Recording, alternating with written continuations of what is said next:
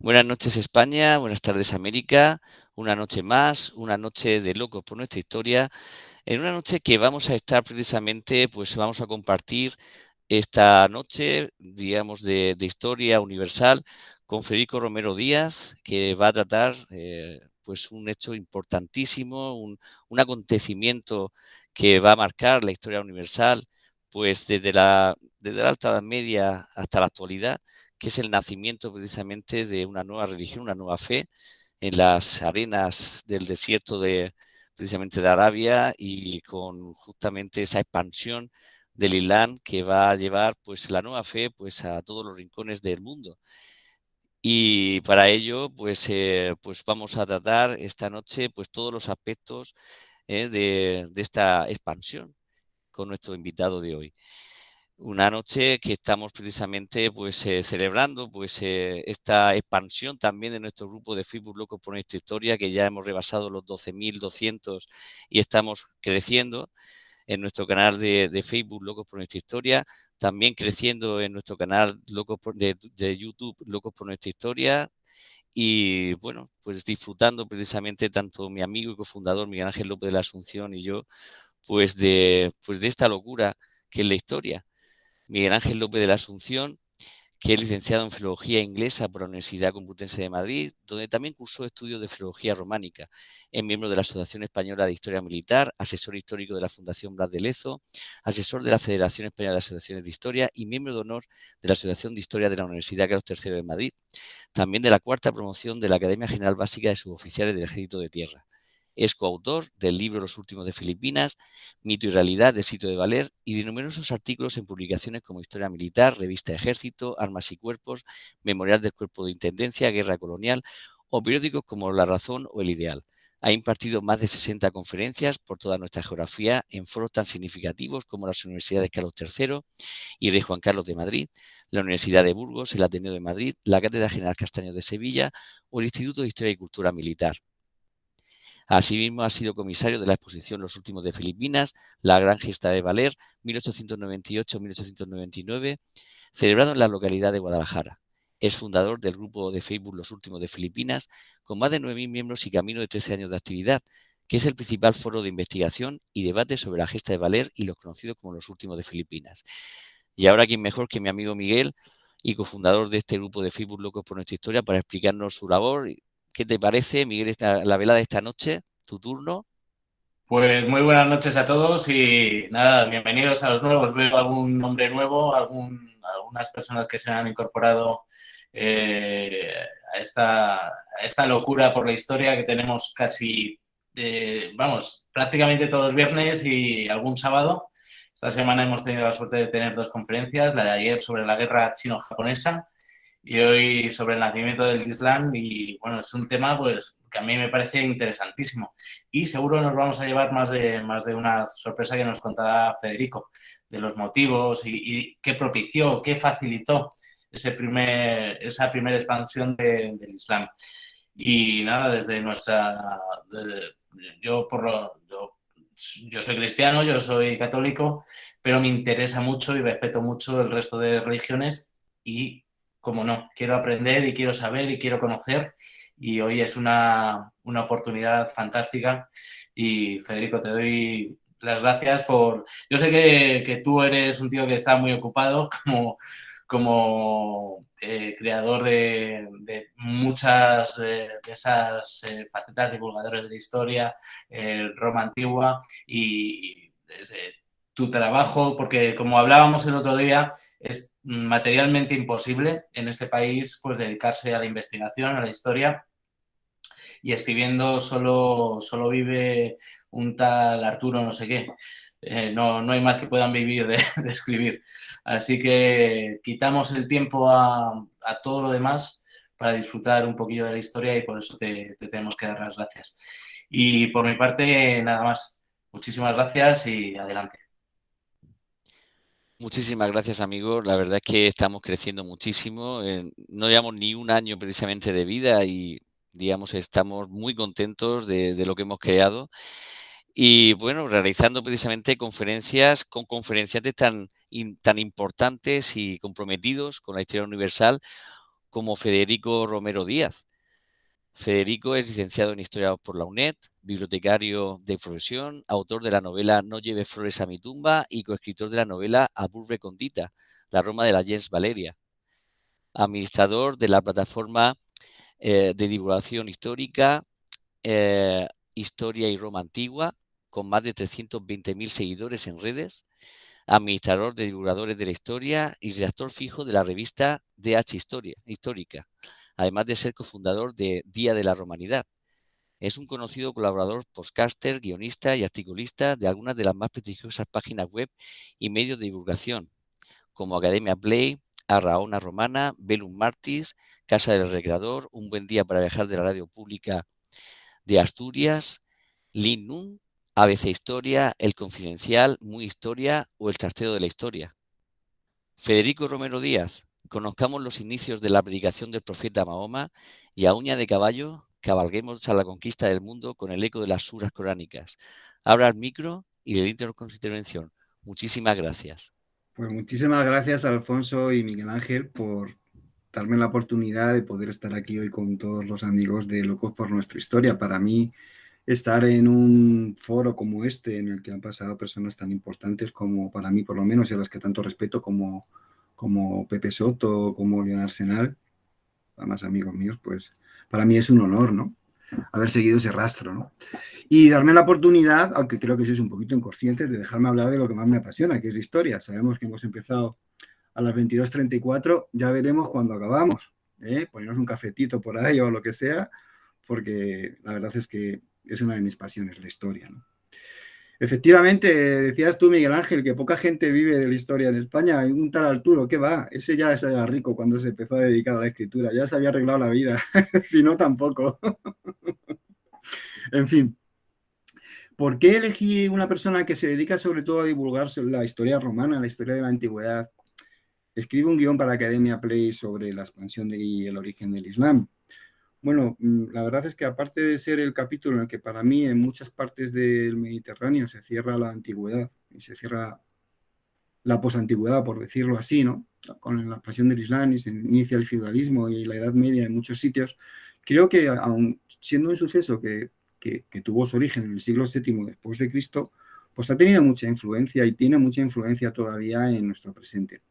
Y que ayudarnos a conocer bien qué fue lo que pasó, por qué pasó y cómo pasó, pues nos ayuda a conocer mejor nuestro presente, que al fin y al cabo es por lo que todos estudiamos historia, ¿no? Por lo que nos gusta la historia y por lo que la seguimos, ¿no? Para comprender mejor nuestro presente, sabiendo perfectamente lo que pasó hace siglos. Entonces, nada, si queréis, podemos empezar a hablar del Islam. El Islam, como todos sabemos, nace en la península arábiga a principios del siglo VII. Eso es algo que, como he dicho, lo sabemos todos. Pero creo que antes de hablar de su expansión por el resto del mundo, deberíamos de saber cómo era ese territorio antes de la predicación de Mahoma. Alfonso, si puedes poner, si quieres, la imagen que te di de lo que es la península arábiga antes de la expansión del Islam, si me estás oyendo.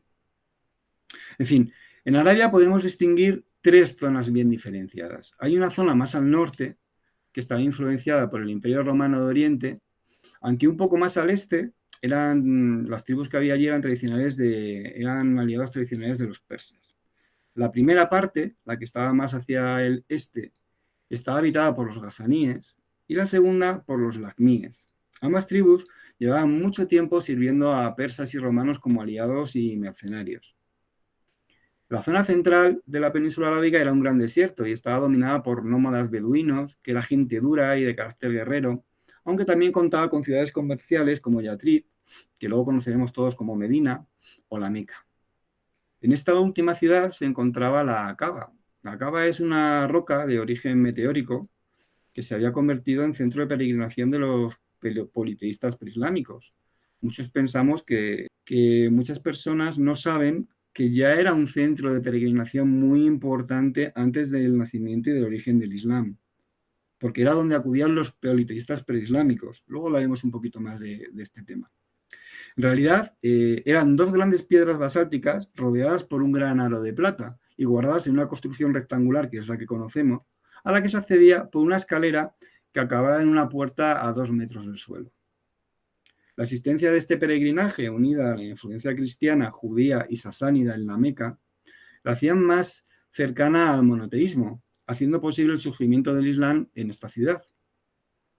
Al sur estaba la conocida como la Arabia Feliz, que es donde más o menos se corresponde hoy con lo que es el actual Yemen. Está marcando ahí Alfonso muy bien en la imagen. Y bueno, era una zona irrigada con numerosos canales y favorecida por un régimen de lluvias más generoso, lo que hacía posible la práctica de la agricultura y donde se habían desarrollado también algunas ciudades al calor del comercio, de las rutas comerciales entre la India y Egipto. Los árabes estaban divididos fundamentalmente en tribus, era su herramienta de organización social. Y frecuentemente guerreaban entre sí. Sus creencias religiosas eran muy variadas, podían ser cristianas, podían ser judías, podían ser animistas. Estos últimos atribuyen un carácter sagrado a piedras, a árboles, etc. Y su peregrinación a la Kaaba era una inestimable fuente de riqueza para la ciudad de la Meca, como ya os he explicado antes.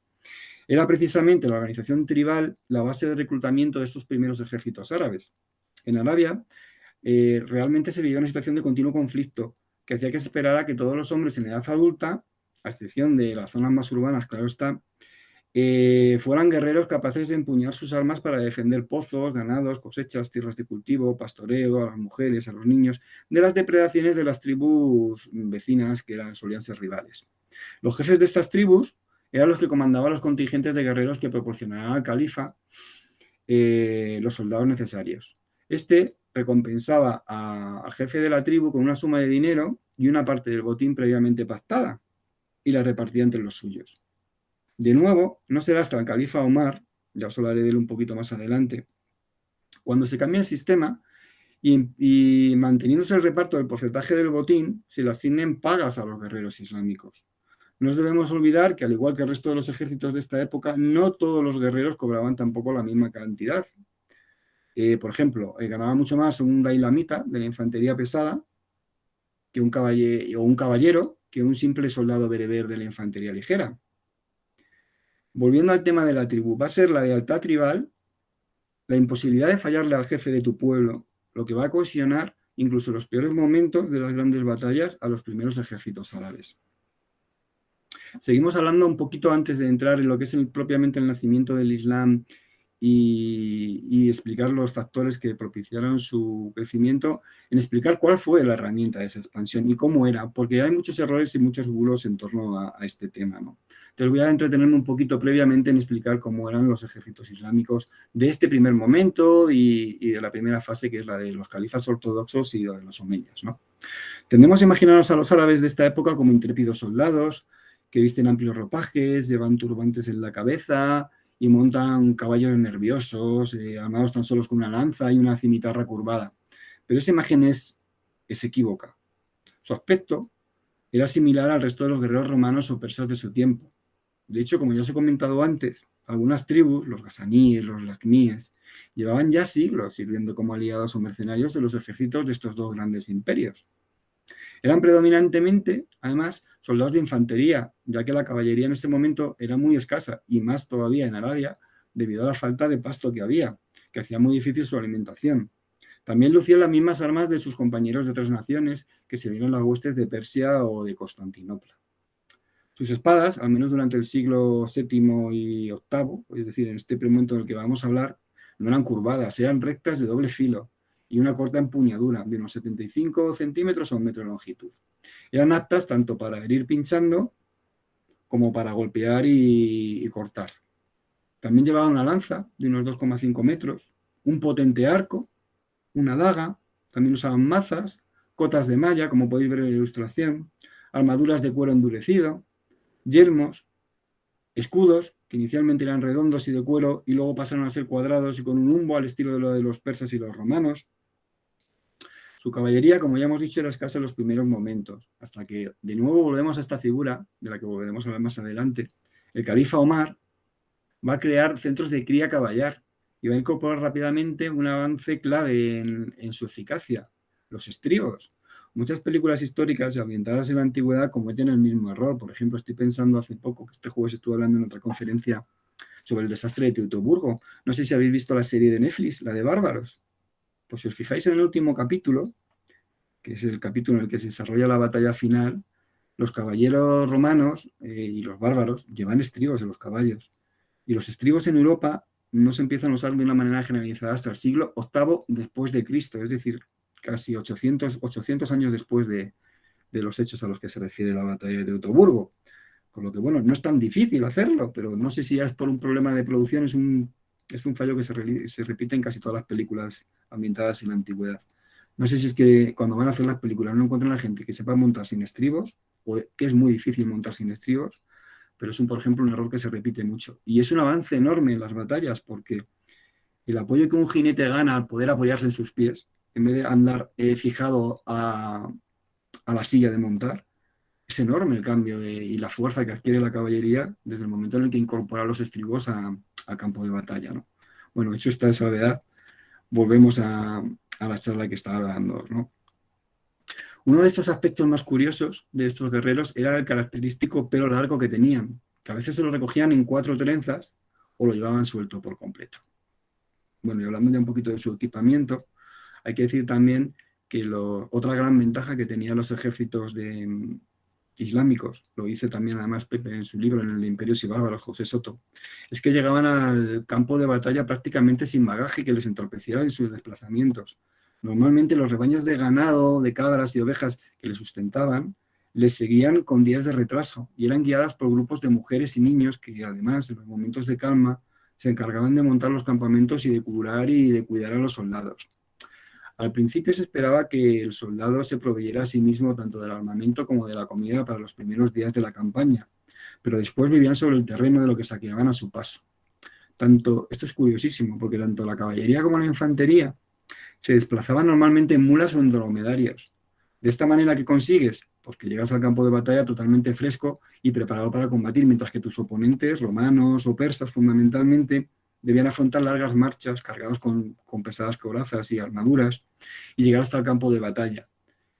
Solo allí los caballeros árabes usaban sus caballos, que lógicamente estaban mucho más frescos que los de sus enemigos, que también habían venido montados sobre ellos. Si os dais cuenta, ya estamos hablando de 2 grandes ventajas que tenían los ejércitos islámicos. Eran mucho más rápidos, porque no arrastraban un largo tren logístico detrás, y llegaban mucho más frescos al campo de batalla que sus enemigos. Son 2 ventajas muy importantes. Y además incorporaron antes los estribos también que sus enemigos. En fin, esta agilidad, además de una enorme ventaja, permitía a los ejércitos árabes moverse con una rapidez infinitamente superior a la de los ejércitos de sus rivales, seguidos por enormes y lentas columnas logísticas que llevan armas, forraje, alimentos y, no nos olvidemos, máquinas de guerra que los árabes no tenían. La demografía de los árabes nunca hubiera podido mantener la expansión casi continua y en varios frentes que los musulmanes llevaron a cabo. Un poquito más adelante vamos a profundizar en ese tema, porque hay diferentes teorías al respecto, ¿no? Pero realmente, aún siendo cierto que se experimentó cierto auge demográfico en la generación anterior, es imposible explicar esa expansión territorial en una zona tan despoblada como Arabia. ¿Qué hicieron los árabes para poder seguir extendiéndose de esa manera? Pues incorporaban grandes contingentes de guerreros de los pueblos sometidos mediante pactos, mediante su contratación como mercenarios o por la fuerza en función de las circunstancias. Por ejemplo, los árabes, étnicamente hablando, fueron una minoría privilegiada en ese primer imperio islámico. Y algunos de los grupos árabes más privilegiados fueron, por ejemplo, los Abna. Los Abna eran grupos de infantería pesada descendientes de los famosos dailamitas, de los que hablaremos también, ya hemos mencionado y seguiremos hablando, dailamitas persas, que realmente los dailamitas eran la infantería pesada persa, pero sirvió como modelo tanto a romanos en algunos aspectos como a los árabes sobre todo. Los sahabis eran tropas de infantería ligera procedentes de lo que hoy es Sudán y eran terribles por su salvajismo y por su gusto por el saqueo. Eran altos, oscuros, fibrosos e iban armados con espadas rectas y escudos de piel de elefante y largas lanzas. Es curioso este grupo porque permanece como tal prácticamente sin cambiar hasta el siglo XIX y pone en serias dificultades a los ejércitos coloniales ingleses. Tiene algunos enfrentamientos en África muy curiosos con los ingleses y les pone en serios apuros, ¿no? A partir del 635 también comienzan a incorporarse grupos de persas llamados asawira. Eran caballeros, fundamentalmente, que servían a cambio de una generosa paga y de propiedades concedidas en torno al asentamiento militar que se creó en Basora. Los elamitas, que ya os he comentado que íbamos a hablar de ellos, eran la infantería pesada irania. También provenían de las filas persas y una vez derrotados los persas, pues bueno, fueron incorporados a los ejércitos árabes a cambio de una paga mayor que los propios guerreros árabes. Ojo, eran soldados privilegiados. Fueron muy numerosos también los soldados y marineros coptos procedentes de Egipto que tras ser conquistados pues fueron incorporados a los ejércitos árabes y que junto con los salvajes bereberes pues van a tener un papel muy importante en la conquista de la África romana. En este último caso, tanto el de los coptos como el de los bereberes, su consideración social es bastante mucho menor que los colectivos que hemos hablado antes. En muchos casos fueron incorporados a la fuerza a esos ejércitos y prácticamente a cambio de un porcentaje mínimo del botín. Ni siquiera se les asignaba una paga, ¿no? En cuanto a la estructura de mando, evidentemente el jefe del ejército en la sociedad de las primeras sociedades musulmanas era el califa. Los valíes eran los gobernadores de las provincias y eran los responsables de reclutar, abastecer de armas y alimento a los soldados. Los contingentes recién reclutados eran enviados a Medina. Allí se conformaban los ejércitos y se ponían las órdenes de un emir o del valí de la provincia cercana a la futura zona de operaciones por la que pretendían extenderse, ¿no? De nuevo volvemos a topar con el califa Omar, que fue un gran reformador y el que estableció un poco el sistema de lo que será el ejército islámico. Entre el 634 y el 644, el que realice las grandes reformas militares de los ejércitos musulmanes. Va a establecer tributos específicos para abastecer al ejército. Claro, el ejército necesita unos recursos, ¿no?, para funcionar. Va a ser el creador de las grandes bases militares en los territorios conquistados. Va a crear, como hemos mencionado antes, centros de cría equina que van a paliar la escasez de caballos de los momentos iniciales de la conquista musulmana. Y además van a funcionar como grandes centros de producción artesanal. Estas bases avanzadas de las que hemos hablado antes, sobre todo de armas, pero también de bienes de consumo y productos comerciales, y van a dar estas bases lugar luego a grandes ciudades. Otra peculiaridad de los ejércitos árabes es la creación de estas bases avanzadas que os he comentado. Estaban muy bien fortificadas, estaban en territorios recién conquistados y servían para controlarlos, y para además servir de punto de partida de nuevas conquistas. Pasados los años van a ser el germen de grandes ciudades que tendrán un papel muy importante en la historia. Por ejemplo, os comento la base de Kufa, que está en el centro de Irak, Basora, en las cercanías del Golfo Pérsico, Fustat, en Egipto, que se acabará siendo absorbida por lo que es el Cairo, o Barca, en la Cirenaica, en lo que es Libia. En fin, esas ciudades luego acabarán dando lugar, esas bases, a grandes ciudades. Y bueno, yo creo que ahora que hemos hablado de cómo eran los ejércitos del Islam, creo que llega el momento de acercarnos un poquito a la figura del creador del movimiento, de Mahoma, ¿no? En las corrientes historiográficas de hace unos años, y cuando oyes hablar todavía muchos historiadores, ¿no?, se da mucha importancia a la política, a la confrontación social, a la religión, pero a veces se tiende a subestimar el poder de la convicción de las personas, ¿no? ¿Qué hubiera sido hubiera habido Segunda Guerra Mundial si no hubiera habido Hitler, por ejemplo? Sin la personalidad de Hitler. ¿Hubiera sido posible el fascismo si no hubiera existido Mussolini? Pues lo mismo podemos preguntarnos, ¿no?, con Mahoma, ¿no? ¿Cómo hubiera sido la historia si esta persona no hubiera nacido, ¿no? Entonces, el poder del individuo, el sentimiento del individuo para llevar a cabo aquellas cosas en las que cree o para combinar sus ambiciones, es también muy importante y tiene un peso considerable que nunca podemos dejar de lado cuando analicemos la historia. Hay cosas que son objetivas, que son parametrizables, por ejemplo, la economía, los índices sociales, las bajas en una batalla, pero hay cosas que también no son tenidas muchas veces en cuenta y hay que tener en cuenta a la hora de analizar la religión, como es el sentimiento religioso, el sentimiento nacional de una persona, sus convicciones morales, su ambición personal. Y en este aspecto entramos en la persona, entramos en Mahoma, ¿no? Mahoma era un comerciante de la Meca que comenzó su predicación en el 610. Ya era un hombre maduro, tenía unos 40 años cuando empezó. Provenía de una familia de comerciantes de la Meca, que era una ciudad eminentemente comercial. Allí tuvo contacto con filósofos, religiosos de otros lugares y muchos viajeros. En un retiro espiritual que decidió hacer, tiene una visión del arcángel Gabriel y comienza a predicar la impiedad contra la impiedad y la corrupción de la élite de su ciudad, ¿no?, de la Meca. Poco a poco va perfilando su doctrina y ya en el 619 reconoce que Alá es su único Dios, siendo el mismo el último de sus enviados, al igual que Abraham, Moisés o Jesús. Se considera un profeta más, a sí mismo. Sin demasiados seguidores en la Meca y enfrentado a los poderosos de la ciudad que se oponían a que su religión monoteísta pusiera en peligro los ingresos provenientes de los peregrinos politeístas que todos los años acudían a la ciudad, en el 622 se ve obligado a huir a la vecina ciudad de Yatrib, conocida después como Medina. Este suceso es importante porque va a ser conocido como la Égira. Supongo que la palabra os sonará y lo habréis oído por ahí. Y va a servir a los musulmanes de todo el mundo para fijar ese año, el 622, como el primer año de su calendario. Es muy curioso. En Medina, sus enseñanzas curiosamente tienen mucho más éxito, fundamentalmente porque también había un arraigo monoteísta muy grande en la ciudad. Y funda la primera comunidad de creyentes de fe islámica, que es la Umma. Estas palabras os van a ir sonando porque las hemos oído muchas veces en el telediario, en reportajes, en muchos sitios, ¿no? En la que religión y Estado estarán profundamente unidos. La fuerza de los musulmanes va a ir creciendo en número gracias a la incorporación y conversión de los guerreros de las tribus sometidas.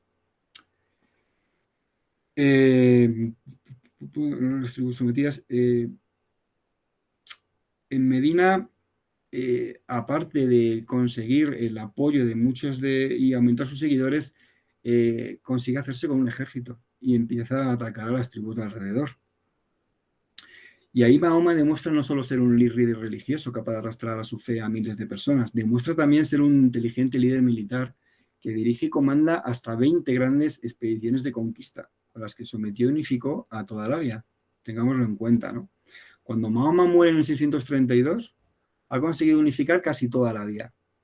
Solo las tribus del nordeste, estamos hablando entonces nordeste de los gasaníes, escapan a su control.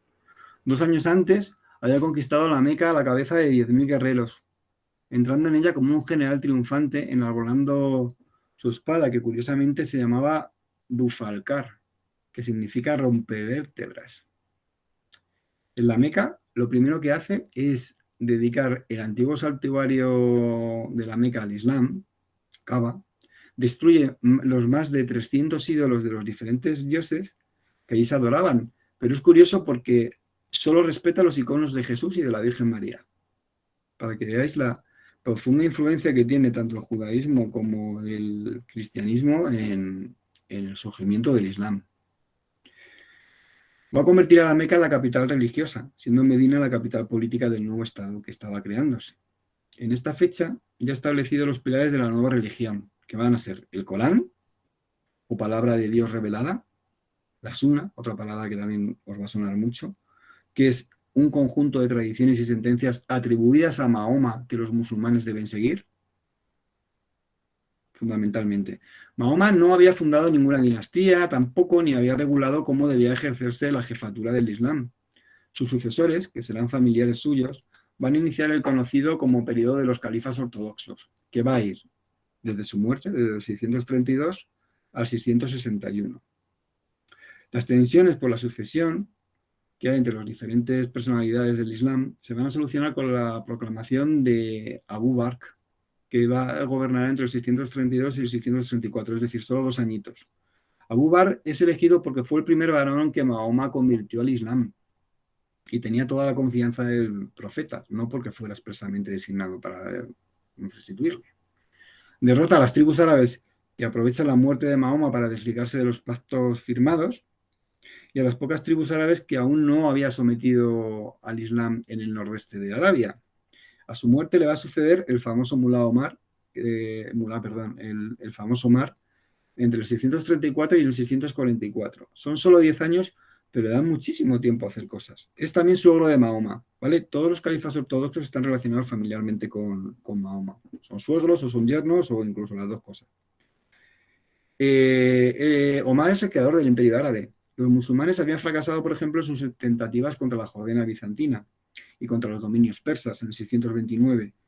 Y ahora van a conseguir varias victorias sobre el Imperio Romano de Oriente. Omar conquista Siria, entra en Damasco en el 635, Palestina en el 638, en fin. Su general, Amir ibn al-Bas, ocupa Egipto siendo Alejandría evacuada por los bizantinos en el 642.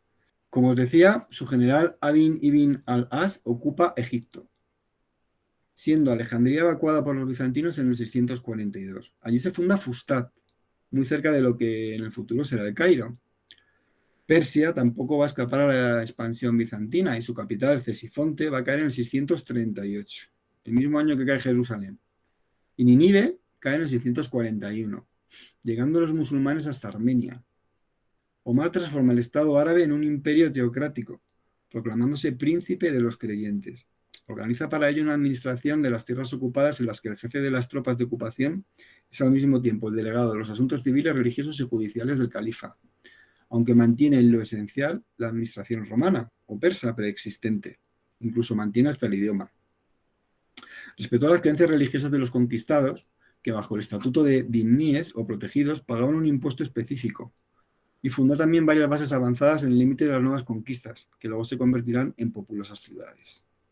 Va a pasar mucho con los califas, tanto los ortodoxos como los omeyas. Tienen un final que normalmente no es por muerte natural, se acaban cayendo sobre una espada o alguien se la tira encima. Va a ser asesinado en Medina por un esclavo cristiano en el 644. ¿Qué le sucede? Pues le sucede Uthman. ¿Y qué relación tenía Uthman con Mahoma? Pues que era el yerno. Será su sucesor y va a gobernar entre el 644 y el 656. Va a continuar la política expansiva de su antecesor y va a derrotar a los bizantinos cuando trataban de recuperar Egipto. Y desde allí lanza campañas de saqueo sobre el norte de África bizantina, llegando incluso hasta Cartago. Funda la base avanzada de Barca, que si os fijáis está en lo que es la actual Libia, no sé si se ve en el mapa, creo que no, pero está justo en la actual Libia. Y vamos a ver, nos hemos quedado en Uthman, sí, en Libia. Y también supo hacer frente a Constantinopla en el mar, saqueando Chipre, Rodas, derrota a los romanos en la batalla de los Mástiles en el 655. Deberá hacer frente a la posición de algunos gobernadores y sobre todo a la de Ali y a la de Fátima, la hija del profeta, que van a acabar haciéndose con el poder al morir Uthman, también asesinado. Ali, otro yerno del profeta, va a ser el nuevo califa. Su nombramiento no va a ser aceptado por todos y debe imponerse militarmente a los seguidores de Aixa, la viuda de Mahoma, en la batalla del Camello o de Yamal, junto a Basora en el 656. La verdad es que el nombre es de lo más curioso, porque se llamó así porque el momento clave de la batalla se libra en torno al Camello de Aixa. Ali va a trasladar la capital a la base de Kufa, en Irak, perdiendo Medina, su importancia política. Para Ali, la actual zona de Irak e Irán va a ser muy importante, ya que era allí donde tenía su principal base de poder fundamental su familia. En Siria, sin embargo, el gobernador Muawiyah, de la poderosa familia de los omeyas, tampoco va a reconocer la autoridad de Ali. Es curioso porque ambos acaban sometiéndose a un arbitraje y tras un tiempo los árbitros fallan a favor del omeya. Y a Ali no le queda más remedio que replegarse a su feudo de Kufa, en Irak, donde va a morir, curiosamente otra vez, asesinado en el 661. Esta muerte va a suponer la división del Islam en sus dos grandes ramas, y esto es importante también porque afecta mucho a nuestro presente, ¿no? La rama de los chiíes, que piensan que el califa debe de pertenecer a la familia de Ali y sus descendientes, y que tienen en cuenta como fuente de ley los dictámenes de los imanes, pero no la suna, son además el 15% aproximadamente de todos los musulmanes, y son mayoría en zonas como Azerbaiyán, Bahrein, sur del Líbano y sobre todo en Irán y en Irak, que curiosamente eran las bases de poder de Ali, era donde se asentaba, curiosamente. La otra gran rama son los suníes, que son los partidarios de los omeyas, que reconocen como válidos y aplicables los testimonios de Mahoma recogidos en la Suna, siendo la tendencia mayoritaria en el Islam. Y por último están los jarilíes.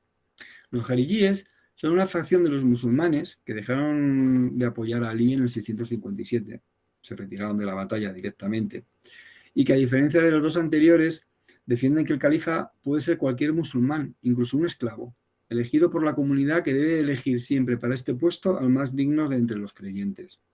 Son mayoría en el sultanato de Omán, en Zanzíbar y en algunas partes del Magreb, y en la actualidad se distinguen también por el rigorismo de su interpretación del Islam. Bueno, antes de seguir hablando del Islam, vamos a echar una vista atrás. Estamos en el 661. Alí ha muerto. Han pasado ya casi 30 años de la muerte de Mahoma. Y el Islam ya se ha hecho dueño de toda la península arábiga. Ha conquistado el imperio persa. Ha arrebatado a los romanos de Oriente Palestina, convirtiendo a Jerusalén en una de las ciudades santas del Islam, Siria, Egipto y la Tripolitania. ¿Cuáles habían sido las claves de este éxito? ¿Por qué el Islam se expande con esta facilidad? Porque si os habéis dado cuenta, no hago más que hablar de victorias del Islam. Bueno, fundamentalmente el afán de botín, que al influir de una manera casi permanente a las tribus árabes facilitó su unión bajo un solo mandato, mucho más que el ideal religioso. Las disputas religiosas y las tensiones fiscales en zonas como Siria, Palestina o Egipto, que facilitaron que los pobladores de esos lugares vieran con buenos ojos a los musulmanes. Además, los nuevos conquistadores les ofrecían, si la ciudad capitulaba, buenas condiciones, respetando gran parte de las propiedades y creencias de las élites locales y manteniendo lo esencial de la administración preexistente. A cambio, los no musulmanes debían de pagar un impuesto especial, nutriéndose las guarniciones árabes de los ingresos de las antiguas tierras públicas y de la imposición de un impuesto personal que se unía a los ya existentes. Los musulmanes, sin embargo, solo estaban obligados a pagar la limosna tal y como se establece en el Corán, es decir, pagan solo un pequeño porcentaje de su renta como impuestos. Esta discriminación fiscal va a estimular las conversiones posteriormente, las conversiones hasta a la nueva fe, porque inicialmente los musulmanes no fomentan la conversión al Islam de los lugares a los que van ocupando. ¿Por qué? Porque no les interesa. Fundamentalmente lo que les interesa es que la población siga pagando sus impuestos. La conversión viene después, bastantes años después. Tanto el Imperio Romano de Oriente como la Persia de los sasánidas estaban agotadas económica y militarmente después de 25 años de guerra casi ininterrumpida, que supuso una sangría humana y económica que les impidió reunir los recursos necesarios para parar la marea islámica, que acabó con Persia y redujo drásticamente los dominios de Constantinopla. Realmente el Imperio bizantino se va a ver reducido a la frontera de Taurus. O sea, pierde Siria, pierde Palestina, pierde Egipto y acaba perdiendo toda África.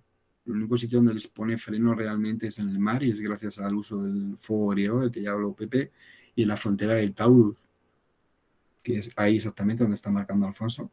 Es ahí exactamente. Bueno, y el último factor de éxito, y esto lo he dejado para el final, para hablarlo tranquilamente, luego si queréis podemos hablar de ello, ¿no? Y profundizar en esto, porque es una cosa que está muy debatida por los historiadores.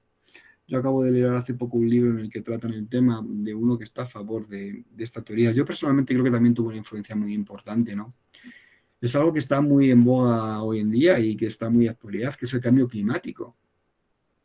Digamos así, cambio climático, expansión del Islam.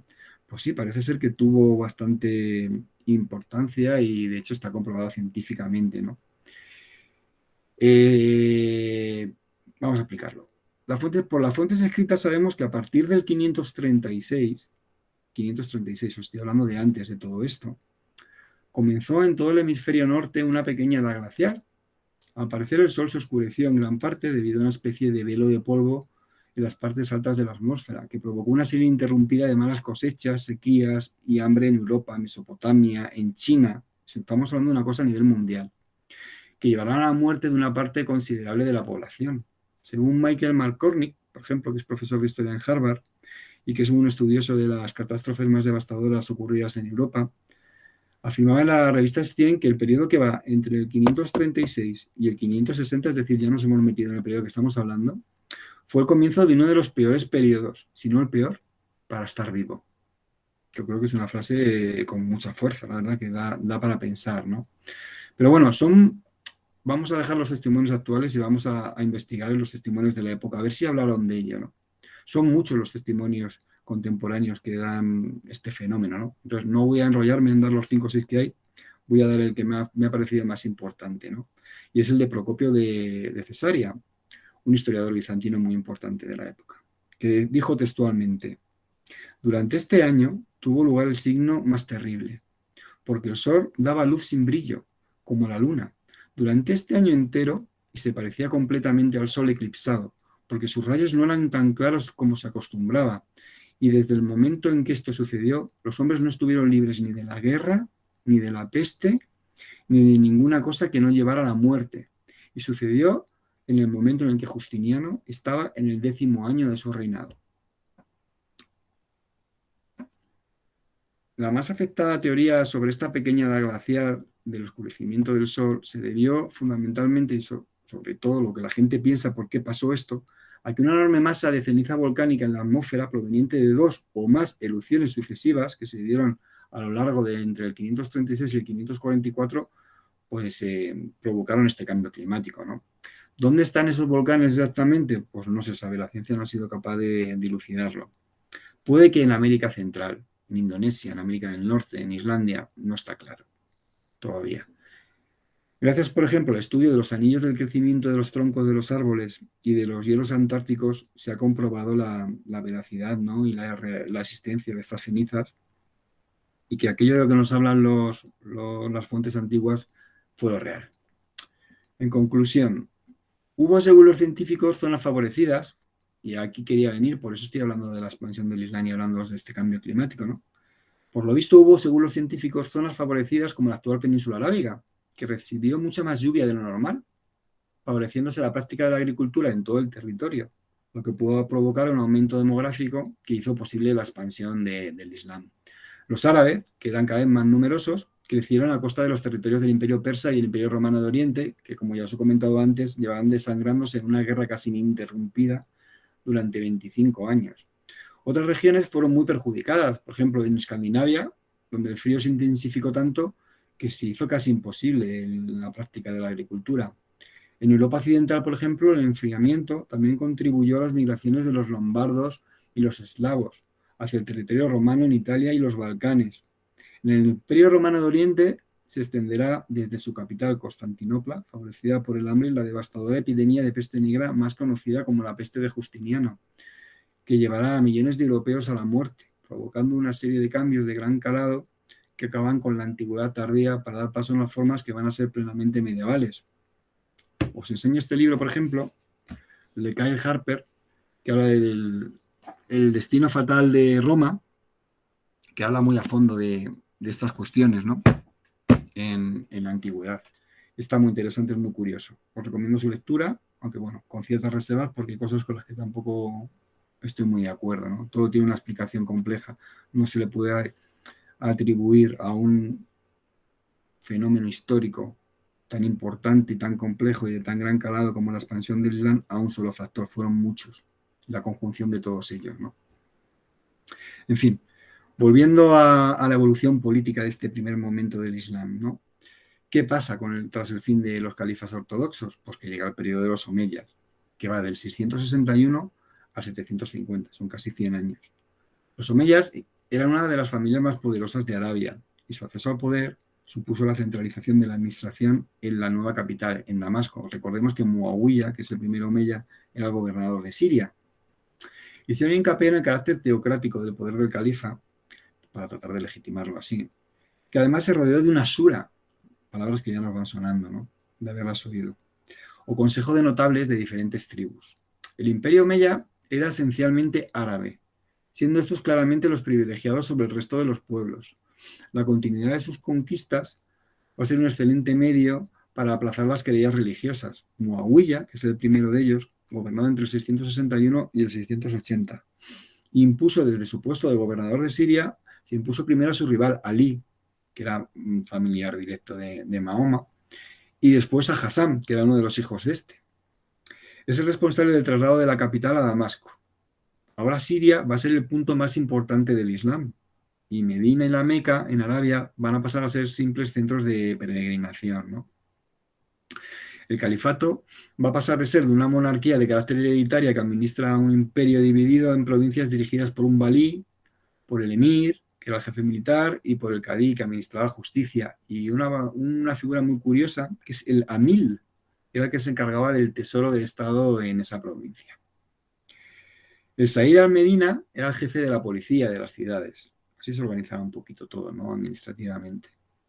Va de nuevo Muawiyah a fracasar frente a Constantinopla en su gran ofensiva. Y como ya os he comentado antes, se va a fijar la frontera más estable en torno al Taurus, que va a durar siglos esa frontera.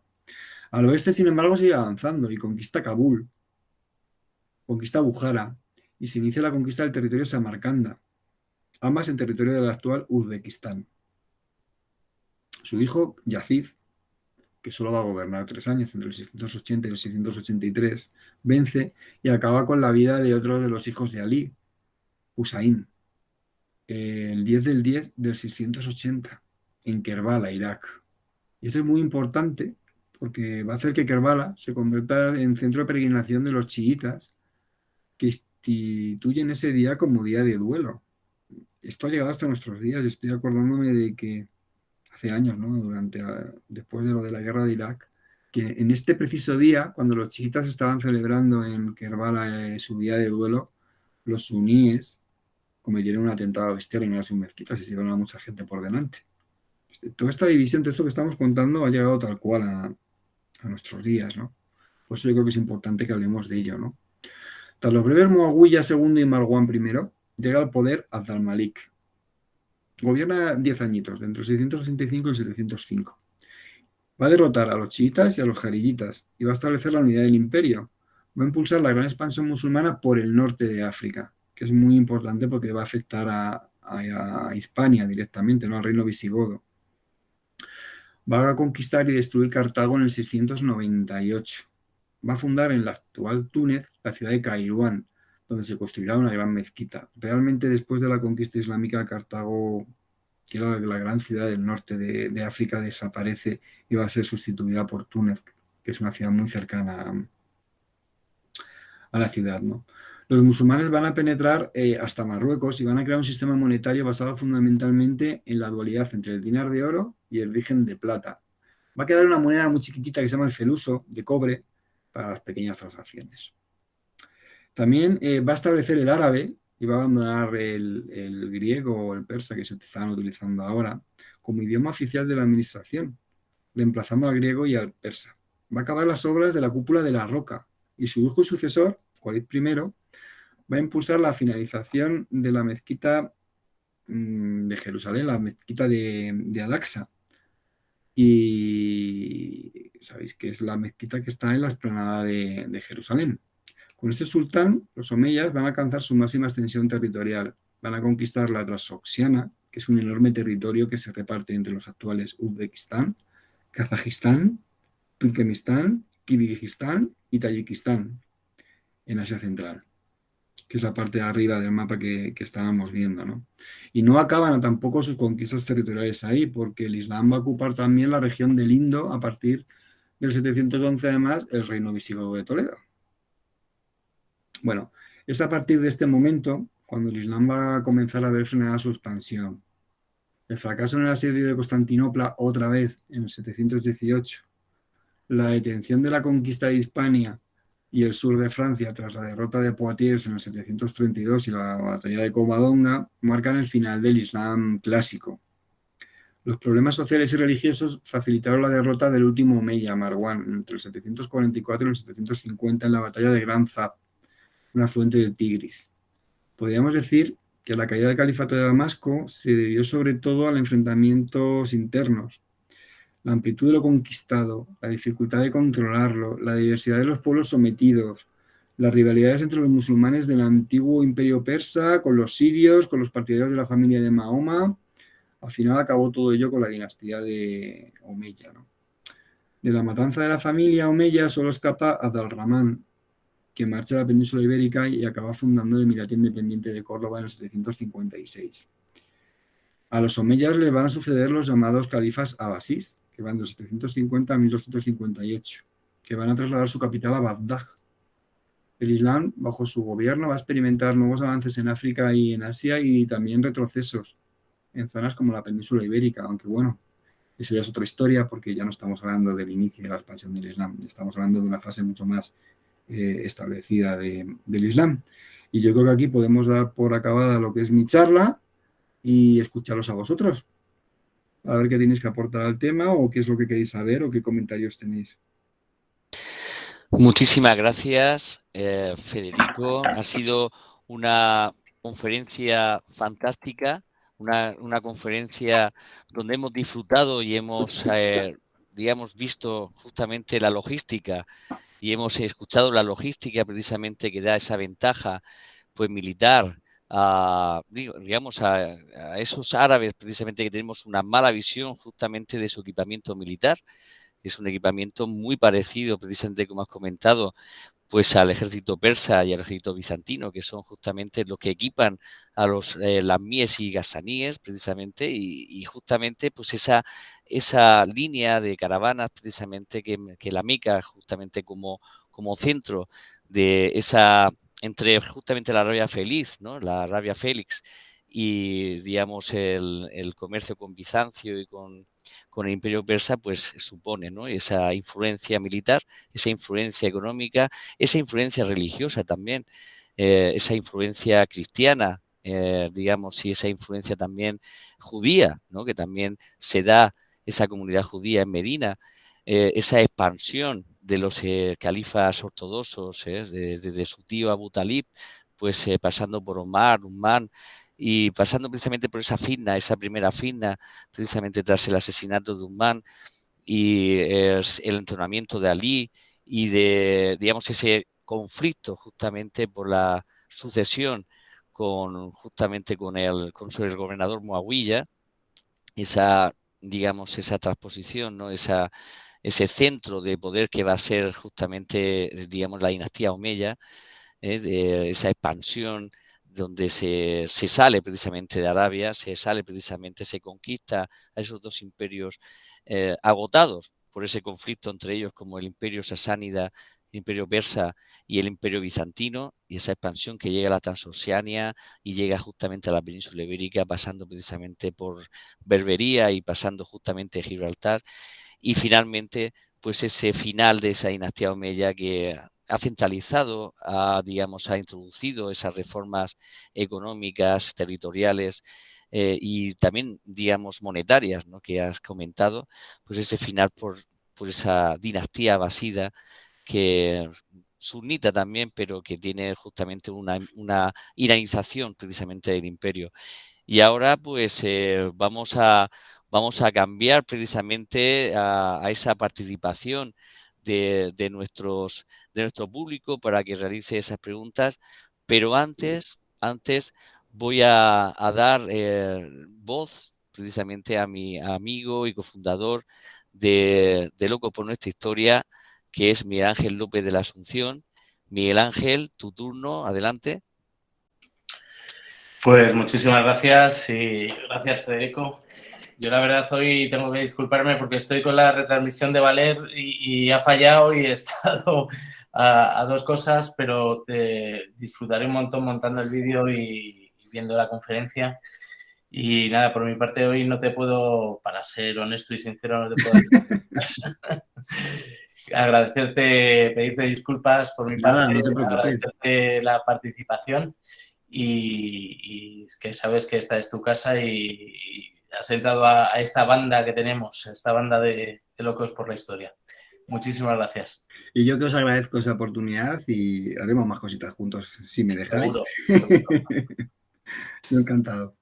Muchísimas gracias, amigo Miguel Ángel. Muchísimas gracias, Federico. Y No ahora te preocupes. justamente, gracias, Federico. Y ahora pues vamos a viajar, vamos a ir precisamente a Buenos Aires.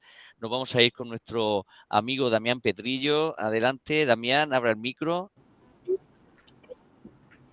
Hola, ¿qué tal? Buenas tardes a todos. Hola, Damián, ¿qué Y pues tal? muchas gracias por la... Hola, Federico. ¿Qué tal? Encantado Pues si de me hablar permite, yo contigo quería desde, hacerte una desde pregunta. Madrid.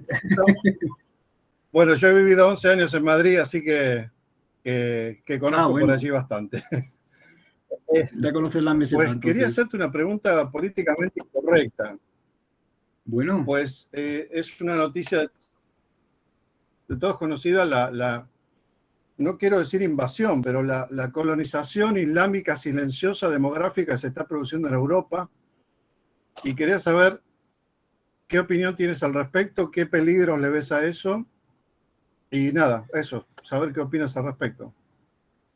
Un abrazo. bueno, esto te puedo dar como mi opinión personal, te puedo decir que creo que la tolerancia es un don que se merece todo el que es tolerante. Aquellas personas que no lo son, a mi manera de ver, no se lo merecen. Entonces, en función de eso, creo que ya dejo claro cuál es mi posición frente al fanatismo religioso, ¿no?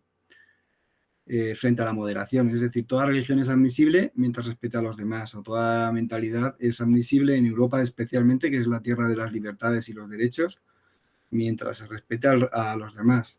Pero para mí, personalmente, primero te hablo como persona y luego ya como historiador. Para mí, personalmente, aquellos colectivos o personas que no respetan la libertad de los demás no se merecen que se respeten las suyas tampoco, sinceramente. Es mi opinión personal, ¿vale? Como historiador, creo que Europa tiene los mecanismos legales y creo que lo está demostrando para defenderse de esta colonización, si es que nos tendremos que defender de ella. Es decir, para defendernos de la faceta fanática que puede venir asociada aparte de esa gente que está entrando, ¿no? Pero que Europa debe ser fiel a sus principios fundacionales, ¿no? Europa como tal, como la Europa que existe ahora, se fundó en los años 50 en torno a principios como la libertad, la igualdad de derechos, la igualdad entre sexos, y creo que eso debe de mantenerse, ¿no? El respeto a los derechos de la mujer, el respeto a todas las religiones y a los que no las tienen tampoco. Entonces, sinceramente, creo que aquí cabe todo mientras todos seamos respetuosos con los demás. Y que Europa tiene los mecanismos suficientes como para no ser colonizados. Y no creo que lleguemos a serlo, sinceramente. Mientras nos mantengamos nosotros fieles a eso. Muchísimas gracias. Un abrazo a nuestros amigos de Buenos Aires, a Damián Un Patrillo. abrazo, Damián, Muchísimas gracias, Federico. Y ahora vamos a volver otra vez a la península y nos vamos a ir a la meseta, nos vamos a Pozuelo de Alarcón, nos vamos con nuestro amigo Marcos López. Adelante, Marcos. Muy buenas noches. Muchísimas gracias por una conferencia tan ilustrativa, tan interesante, tan entretenida. Me ha parecido muy entretenida.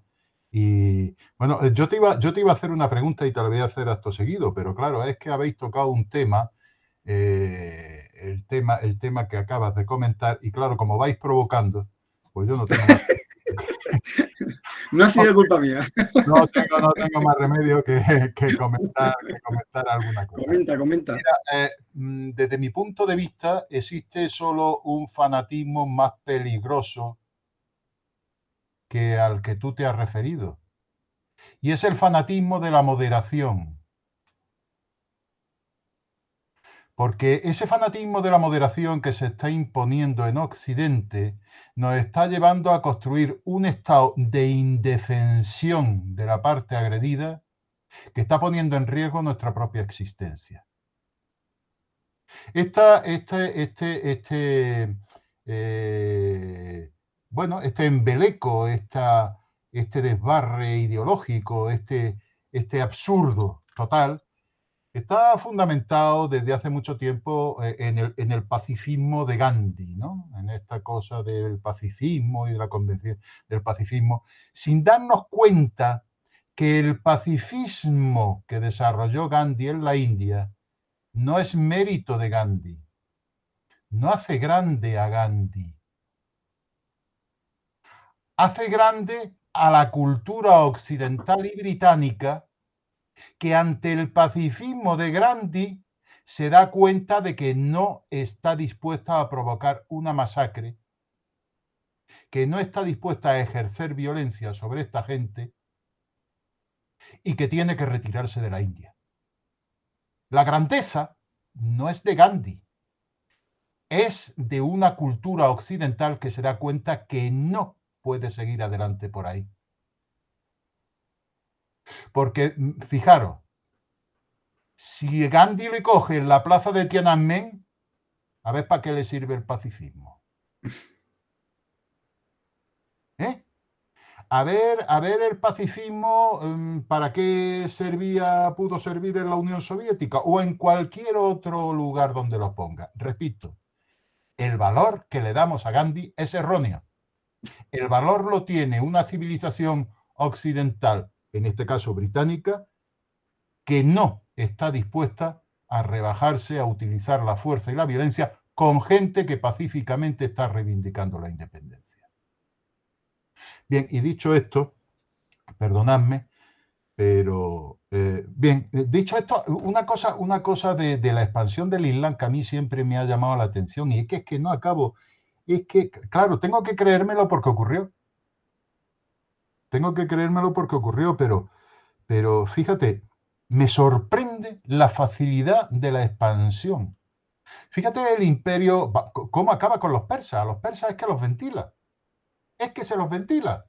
Y resulta que el imperio persa, los sasánidas, en fin, todas las variedades de imperio persa, que resulta que han sido un problema constante para el imperio romano, con el que ha intentado acabar Creso, César, Marco Antonio, Trajano, que lleva el imperio romano hasta el Golfo Pérsico, Juliano el Apóstata, Valeriano, Valente incluso, cuando llegan los visigodos, autoriza a los visigodos a cruzar precisamente los tiene que autorizar a cruzar el Danubio. Sí, porque porque estaba poniendo en pie un ejército, un gran ejército. Luchar contra los persas. Efectivamente, para atacar a Sapor II y acabar con el imperio persa. Bueno, el imperio romano, con una voluntad constante de acabar con el imperio persa, no acaba nunca con él. Es más, sufre unas derrotas horrorosas, increíbles, y unas humillaciones, como en el caso, por ejemplo, del emperador Valeriano, que acabó disecado y puesto en una de las puertas de entrada, no sé si de la capital o de dónde. Pero allí acabó disecado el hombre y tal, después de haber servido, pues, puesto a cuatro patas para que el sasánida correspondiente se subiera a caballo. Entonces, claro, y llega el Islam. Oye, y te lo tienes que creer porque ha ocurrido, claro. Si ha ocurrido no te lo vas a creer. Pero yo todavía no salgo de mi asombro. ¿Cómo es posible, señores? Bueno, varias cosas, Marcos, porque hemos hablado de varias cosas. Creo que con lo primero que has dicho sobre el Islam, creo que estamos de acuerdo en lo de que al final la conclusión que saco, por cierto, vivimos cerquita, yo desde Colmenarejo, cerquita de la Escorial, aquí en Madrid, que hay que ser tolerante con el que lo es, y el que no es tolerante no se merece la tolerancia de los demás, a mi manera de ver, es una opinión personal. Y si tú ese principio, socialmente hablando, lo llevas a la práctica, por desgracia sé que jurídicamente no es posible llevar a la práctica y políticamente no vende. Pero si tú ese principio lo llevas a la práctica, Europa está vacunada contra el fanatismo religioso. Eso sí de sencillo. Para empezar, porque no lo permitiría. No permitiría ni su existencia. Que a mí me llama muchísimo la atención que haya cosas como el fascismo o el nazismo que estén prohibidas legalmente y que no se puedan ejercer y que, sin embargo, un imán integrista islámico en una mezquita puede decir lo que le dé la gana y no pase nada, ¿no? A mí eso me llama la atención. En el mismo país. Una cosa sea ilegal y la otra no. No entiendo el porqué, que al fin y al cabo son dos tipos de fanatismo que pueden llevar a la muerte a muchísimos millones de personas. A lo largo de la historia se ha demostrado, ¿no? Y luego, ya volviendo al tema de los romanos y persas, es una historia de amor y odio que dura siglos, ¿no? Dices tú que los romanos sufrieron graves derrotas frente a los persas y los persas frente a los romanos. ¿Y sabes lo que pasaba? Que ninguno de los dos era conquistable por el otro. Estábamos ya en la conversación antes de empezar aquí, ¿no? De cómo Japón se metió en un lío enorme cuando intentó conquistar China, ¿no? ¿Por qué? Porque China es inconquistable. Al final acabó controlando las principales ciudades, la vía de comunicación, pero China nunca la llegó a conquistar. El campo era de la guerrilla, ¿no? Pues con el Imperio Persa y con el Imperio Romano pasa lo mismo. Persia, a pesar de las derrotas que le inflige al Imperio Romano, especialmente en la época de, por ejemplo, de Fozas, por ejemplo, en el finales del siglo V, principios del VI, que llega hasta Antioquía, que saquea Jerusalén, jamás puede llegar mucho más allá. ¿Por qué? Porque eran imperios tan extensos que, a pesar de la fuerza que ellos mismos tenían, a pesar de las victorias que conseguían, no eran capaces, no tenían la capacidad de acabar con el imperio. Tenían la capacidad de vencerle, de imponerle unas condiciones, pero al final se tenían que retirar.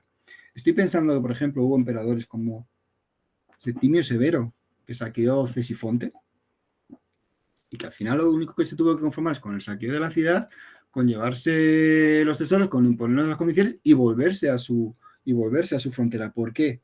Más o menos ampliada, pero volverse a su frontera. ¿Por qué? Porque el imperio persa tampoco era conquistable para los romanos.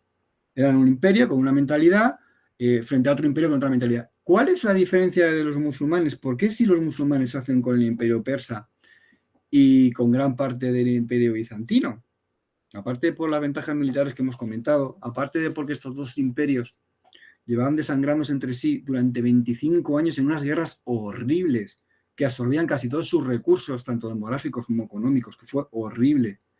25 años de guerra continuada por un cacho de tierra, parecía aquello la Primera Guerra Mundial, ¿sabes? Por unos kilómetros más allá o menos acá, acababan desangrándose miles de personas en el campo de batalla, fundamentalmente por el cambio de concepción en los musulmanes. Los musulmanes lo que hacían era avanzar para quedarse en esta tierra, no pretendían imponer una derrota religiosa y irse. Tenían una táctica religiosa que ya os he comentado, por ejemplo, que era que según conquista el gobernador de una provincia fronteriza con territorio no musulmán, por mandato religioso tenía la misión de conquistar ese territorio.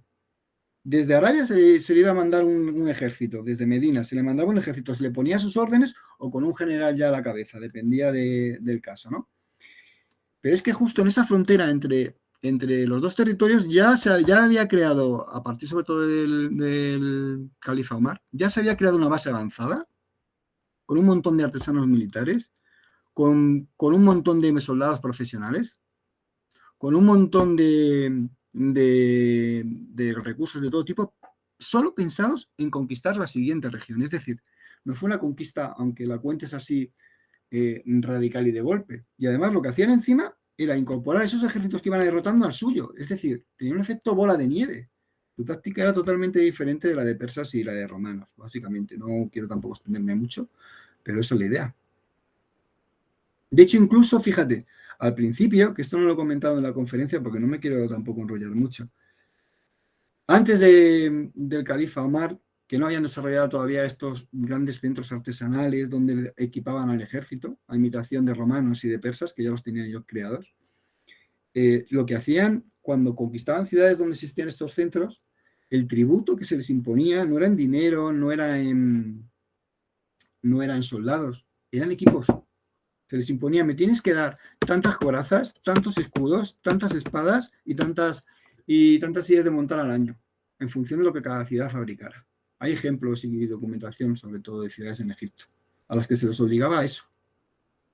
Básicamente esas han sido las claves y por qué fue diferente el resultado con los musulmanes. Espero haberte contestado, Marcos. Muchísimas gracias, Marcos López. Además, estamos de enhorabuena esta semana, justamente con su segunda parte de la novela de Roma Eterna. De verdad que estamos muy contentos precisamente de tu novela, de tu continuación. Vamos a seguir leyendo justamente tu obra. Jaque al Imperio. Jaque al Imperio, y de verdad que recomendamos a todos, a Federico y a todos vosotros también su lectura, porque es deliciosa.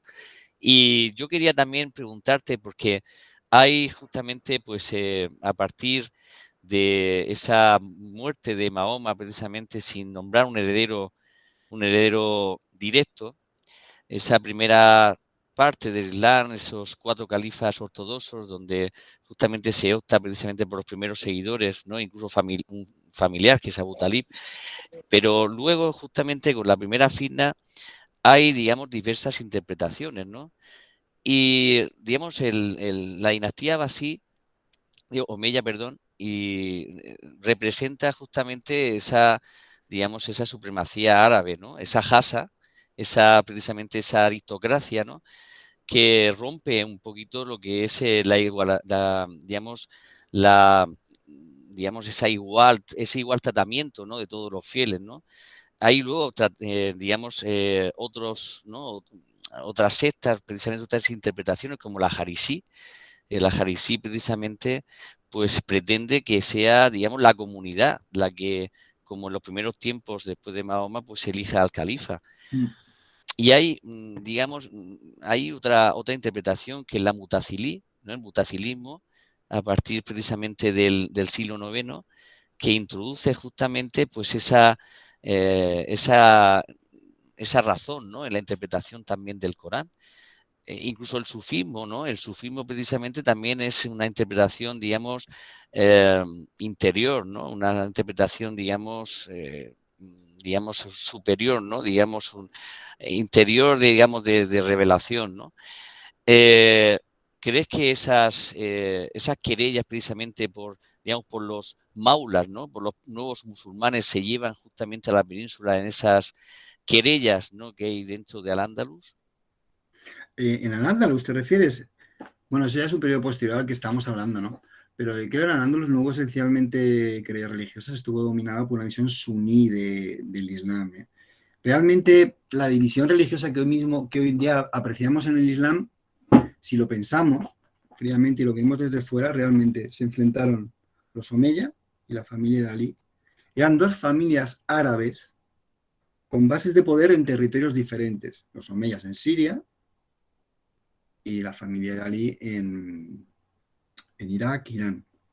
Es en Irak y en Irán donde están hoy en día fundamentalmente los principales apoyos de los chiitas, que es la religión que piensa que son los sucesores de Ali los que tienen el derecho a ser el califa que gobierna el Islam, mientras que el sunismo se ha impuesto básicamente por todo el mundo, quitando algunas sectas como has mencionado, porque yo he mencionado solo tres, a las tres principales, a los jarillis también, que tiene una versión mucho más, por decirlo de alguna manera, rigorista del Islam, ¿no? Pero que esa versión más rigorista del Islam les lleva a darle la posibilidad a un esclavo negro, textualmente lo digo así porque así lo citan ellos, de ser el califa de los creyentes si es el más digno de ellos y si así lo juzgan el resto de los creyentes.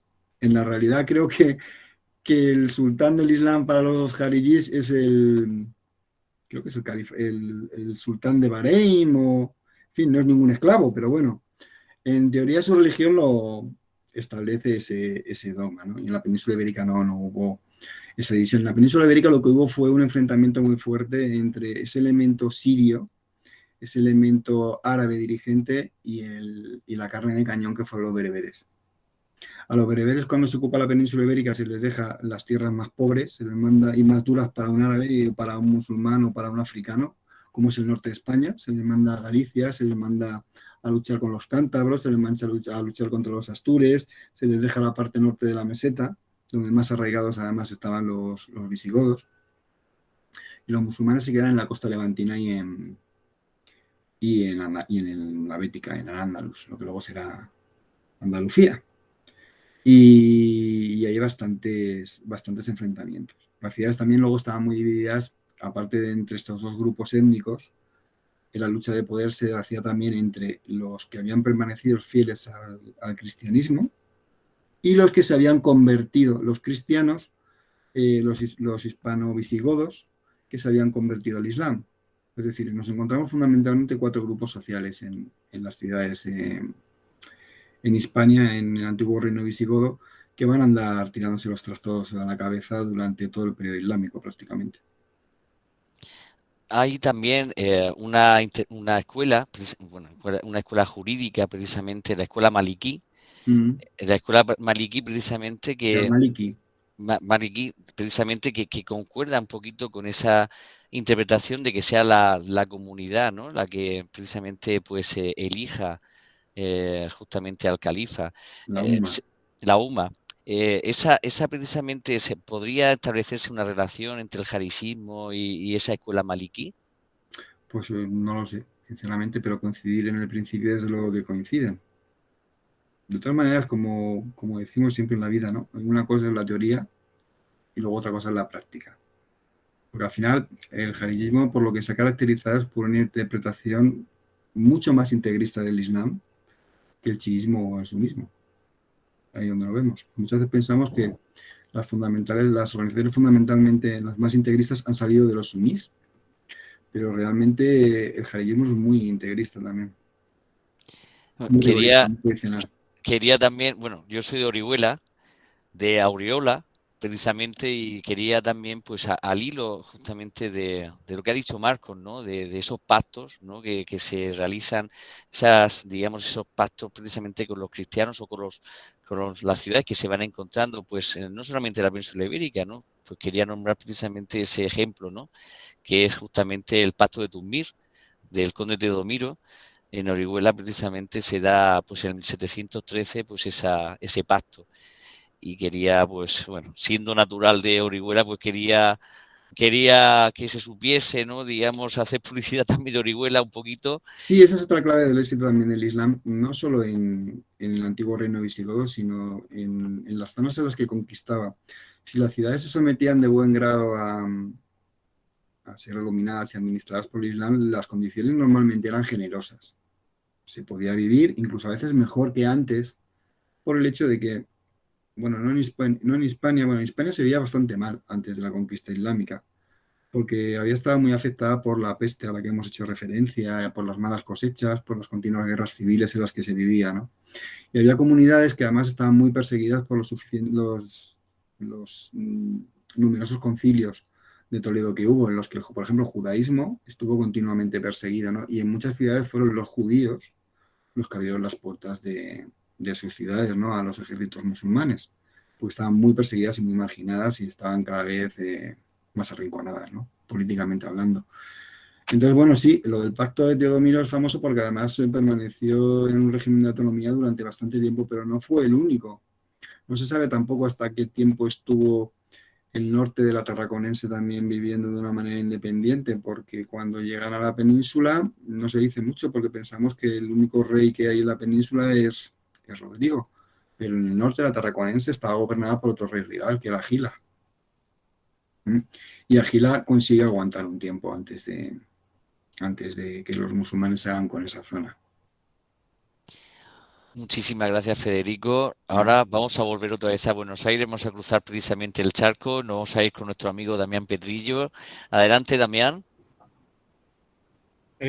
Nuevamente, Federico, te hago una consulta un poco geopolítica. He leído o he escuchado que el Islam fundamentalista considera que todo territorio que fue ocupado alguna vez pertenece a ellos para siempre.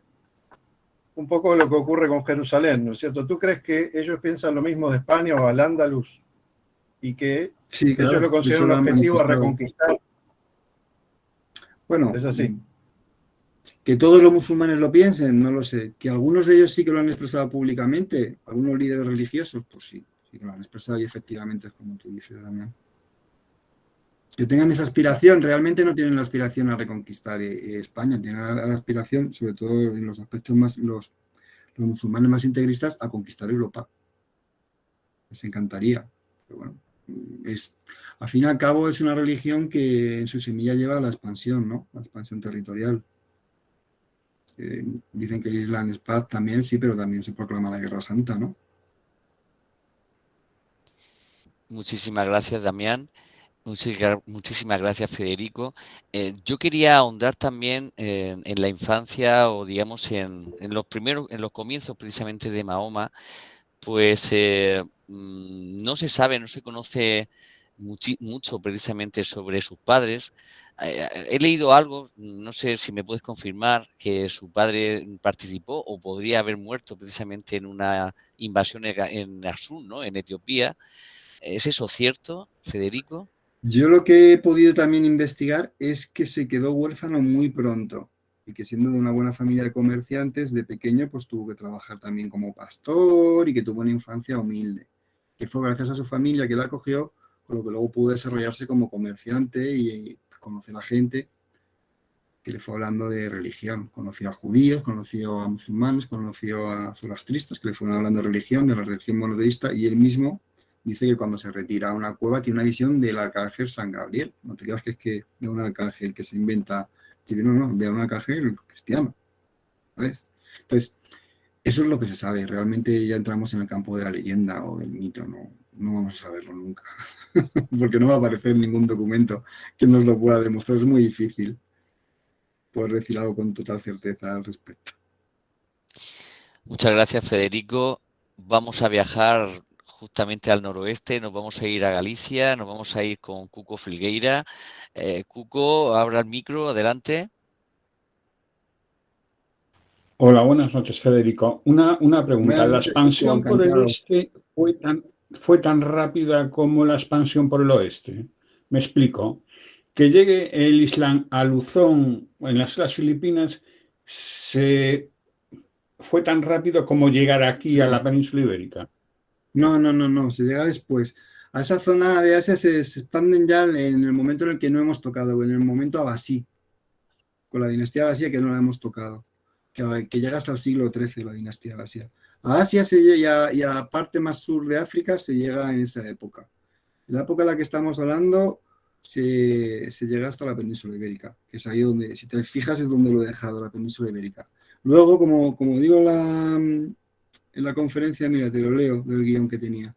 El Islam bajo su gobierno experimentaron los avances en África y en Asia. Son esos los avances, con los abasíes.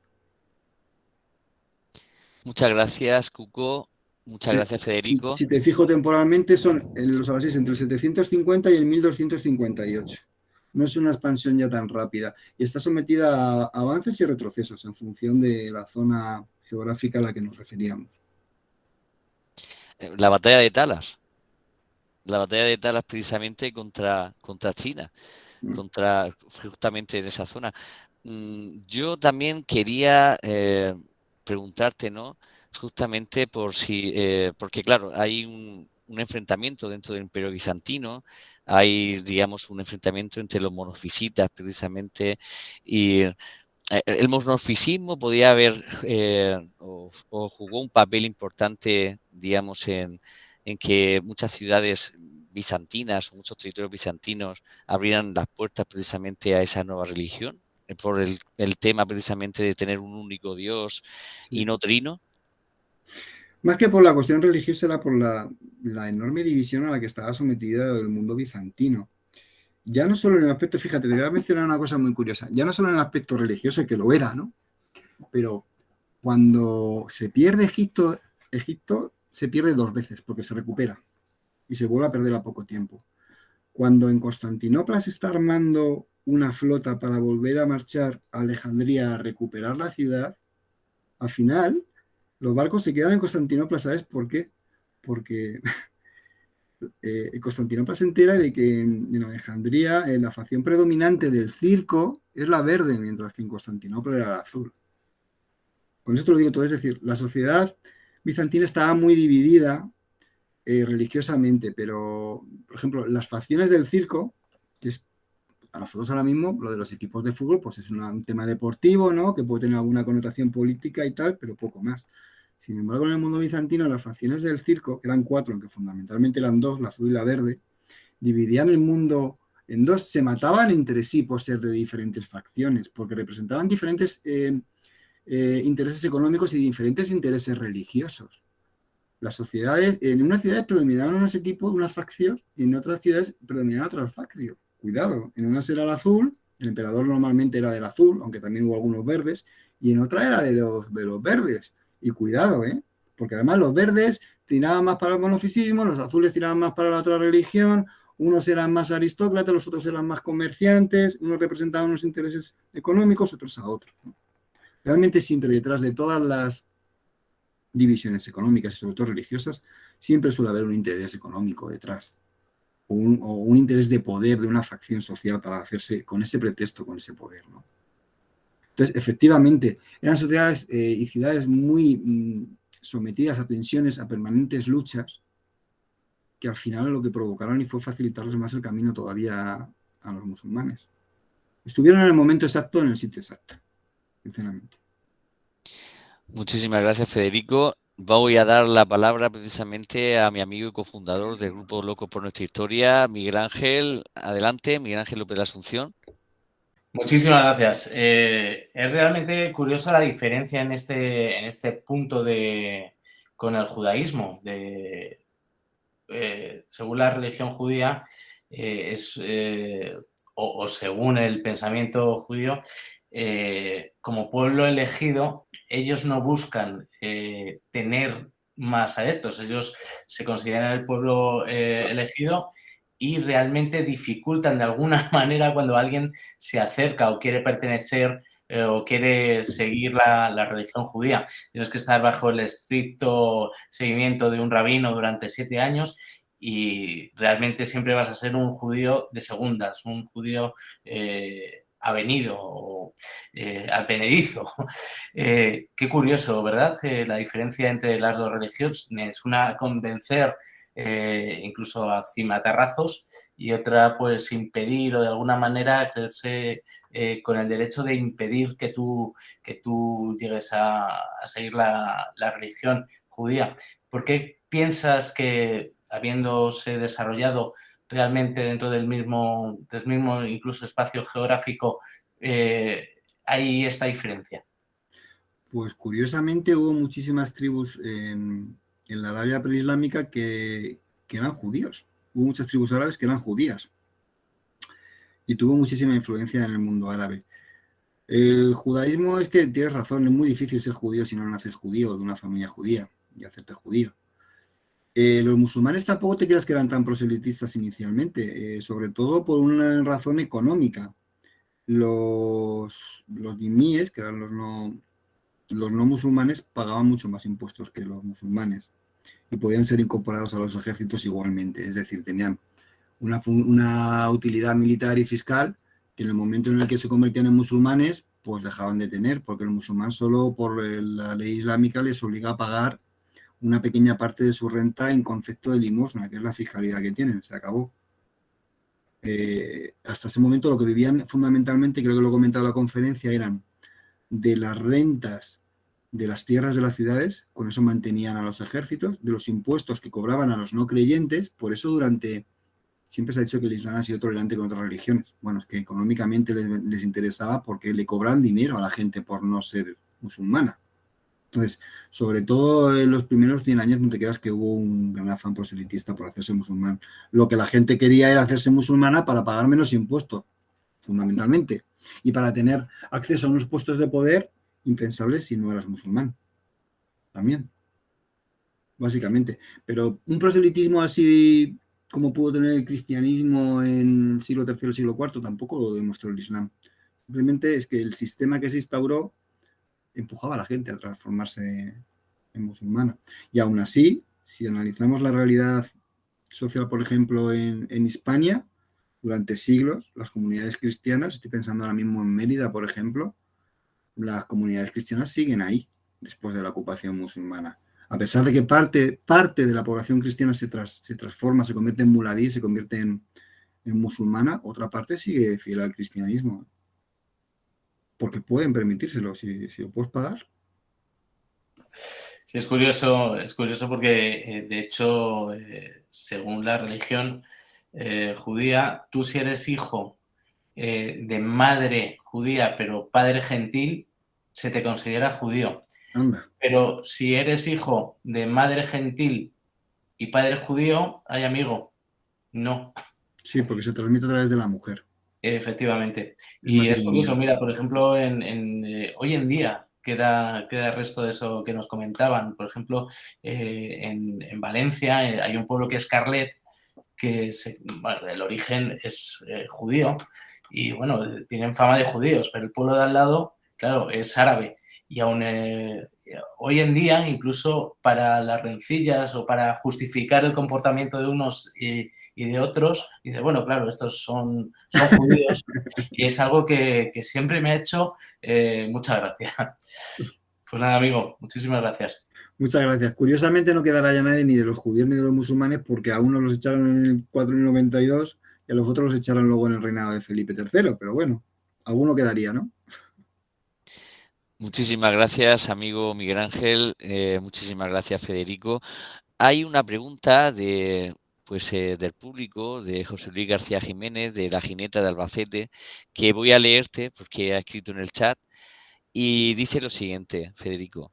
Dice, ¿cuál es la influencia actual en Filipinas del Frente Moro pasado el conflicto de Maragüe más o menos en Mindanao?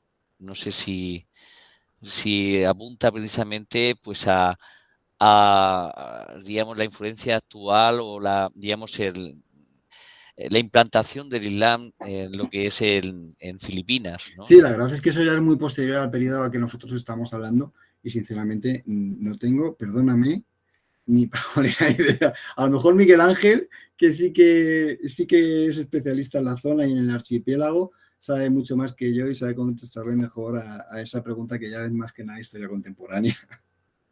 Bueno, hay zonas de Filipinas, todo lo que es la zona sur, Mindanao, que incluso en zonas de hegemonía, en épocas de hegemonía española, muy pocos peninsulares iban allí. Íbamos más que nada a dar un golpe de mano, tranquilizar la situación y volver a los territorios pues más seguros. Y hoy en día, incluso el ejército filipino, hay zonas del sur de Mindanao que no se arriesgan. Sí que hacen algunos raids y tal, pero la situación allí es ciertamente muy complicada. Son grupos pues violentos que de vez en cuando incluso han llegado a hacer incursiones a zonas cristianas, queman iglesias y sobre todo ya pues se ha mezclado el tema religioso con lo que es bandolerismo. Cobran una especie de impuesto antiterrorista y a los comerciantes, ganaderos o cultivadores, sobre todo de caña o de banana que no pagan, pues van allí, asesinan a dos o tres trabajadores, queman lo que tengan que quemar y vuelven. No es ya cuestión tanto religiosa, que también, como pues, de grupos incontrolados. ¿Ves? Sabía yo que Miguel Ángel iba a saber de esto. Muchísimas gracias, Miguel, por tu aportación y un abrazo. Y Federico, yo también quería apuntar o consultar tu opinión precisamente sobre, bueno, porque también hemos hecho conferencias sobre el colonialismo europeo en el siglo XIX, que tiene sus consecuencias precisamente en el siglo XX y XXI. ¿Crees precisamente que, digamos, el desconocimiento de esta guerra civil precisamente desde Sifín, ¿no? Y desde precisamente el asesinato de Hussein en Kerbala, esta diferencia precisamente entre el chiismo y el sunnismo, esta guerra civil o esta fitna precisamente que son muchísimos siglos de odio, pues pudo influir justamente ese desconocimiento en los conflictos actuales, ya que en el colonialismo precisamente, sobre todo después de la Primera Guerra Mundial, tras el Tratado de Sèvres, ¿no? Ese tratado donde se hicieron las fronteras de los mandatos precisamente a Cuadra y Cartabón, sobre todo en Irak, ¿no? Ese estado, digamos, que no existía, que se inventó, uniendo a chiíes y sunitas en un mismo territorio. ¿Crees que ese desconocimiento de Oriente Medio, ese desconocimiento de ese conflicto, pues ha generado que el Occidente precisamente caiga en muchos errores? Es que es complicado porque ¿qué política adoptas? Les dejas, realmente el problema es que conviven juntos en las mismas fronteras, ¿no? Es el problema que hay ahora mismo en Irak, pues sobre todo, porque en Irak es fundamentalmente chiita, prácticamente no hay sunitas, ¿no? Pero en Irak, por ejemplo, que es donde es la peor zona, ¿no? La zona más conflictiva, están conviviendo, ¿no?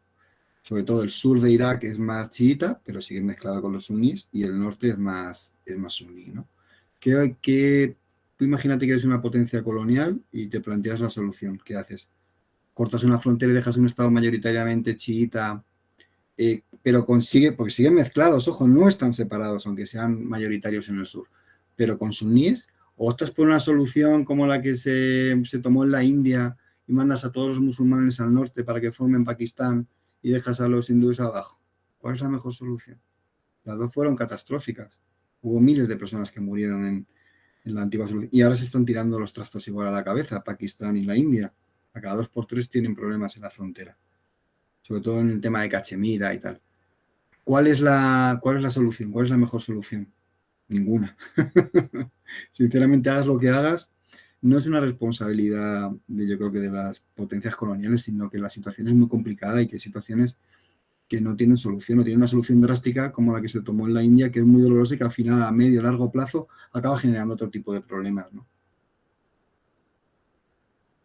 Muchísimas gracias, Federico.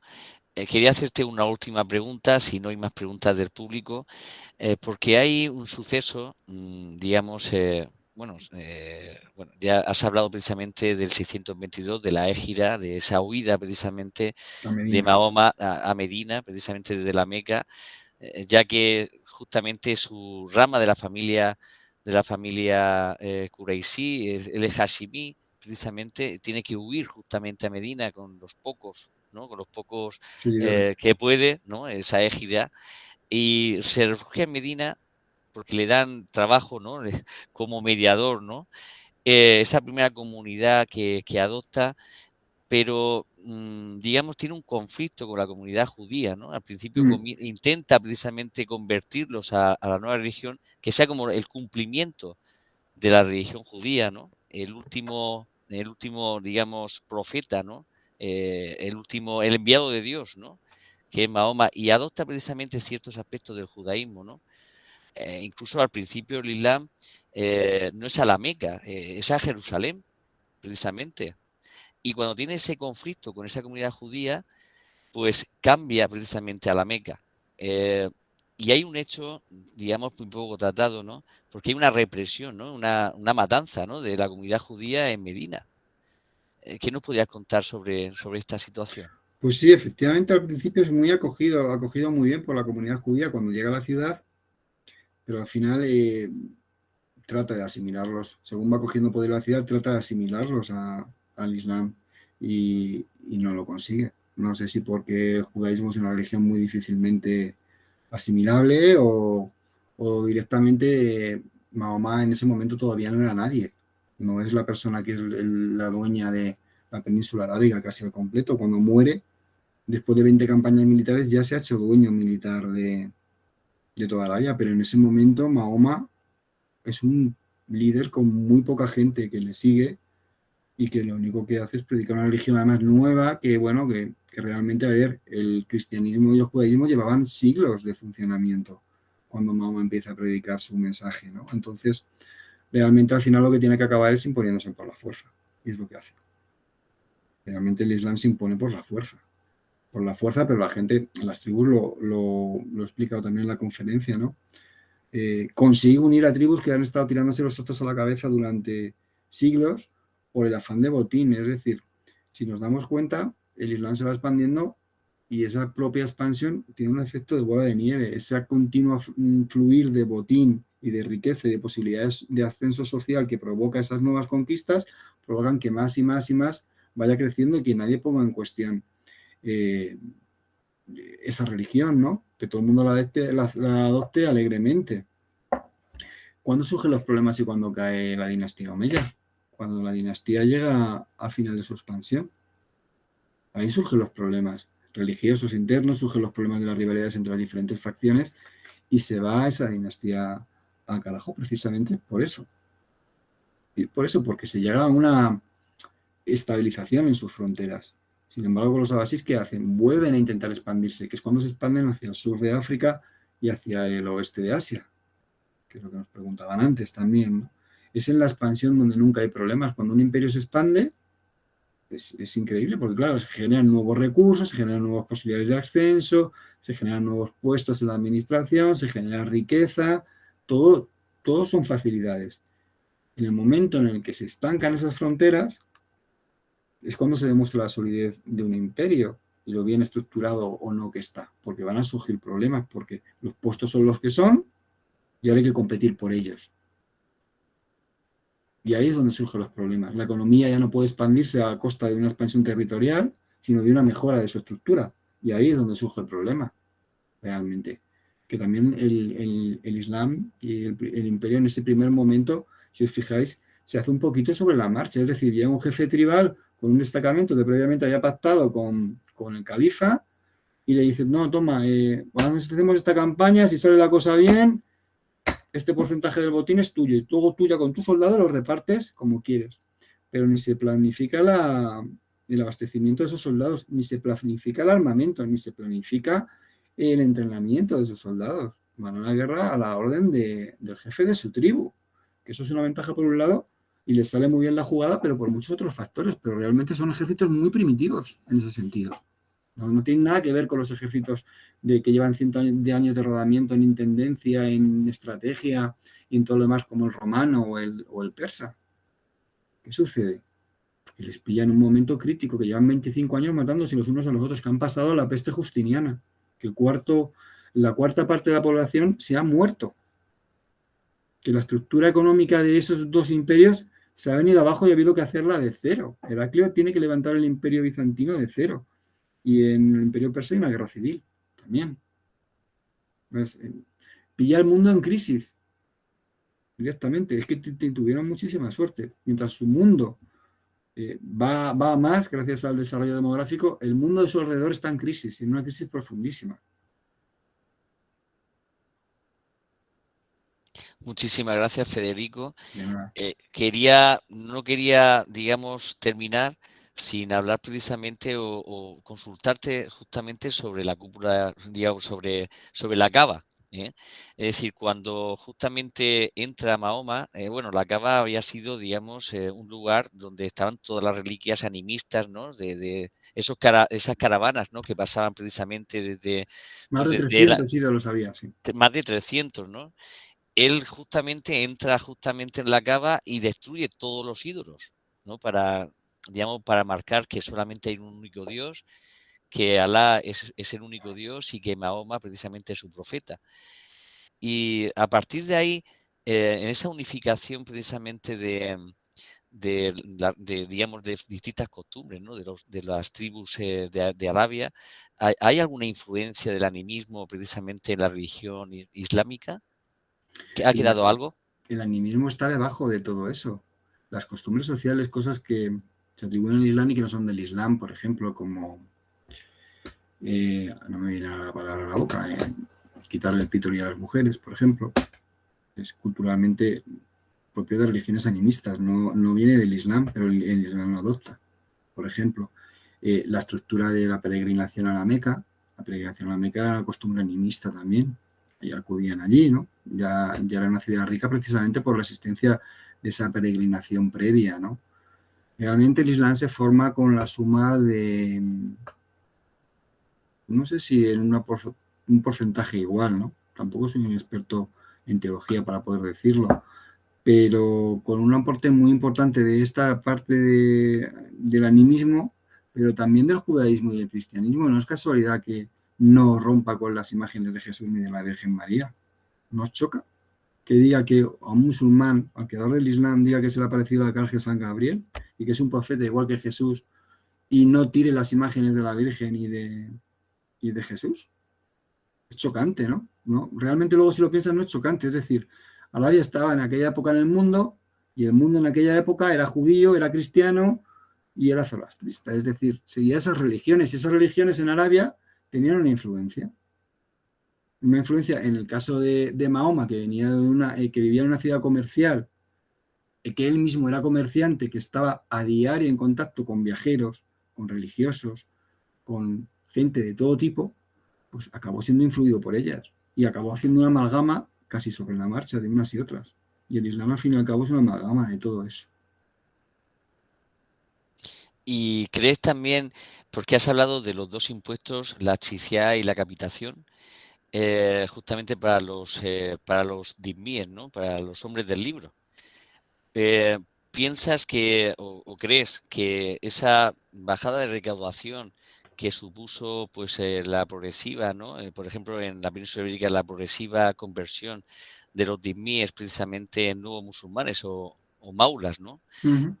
Esa bajada de recaudación pudo provocar, aparte de, digamos, pues la necesidad, ¿no? de aunar justamente a la UMA, ¿no? a los distintos clanes de la Hasa en Al-Ándalus, pudo provocar esa crisis económica en las arcas del Estado en Al-Ándalus, pudo provocar, digamos, esas racias periódicas que se producían al norte para conseguir botín y de paso precisamente, digamos, conjugar esa pérdida de contribuyentes, ¿no? con esas conversiones?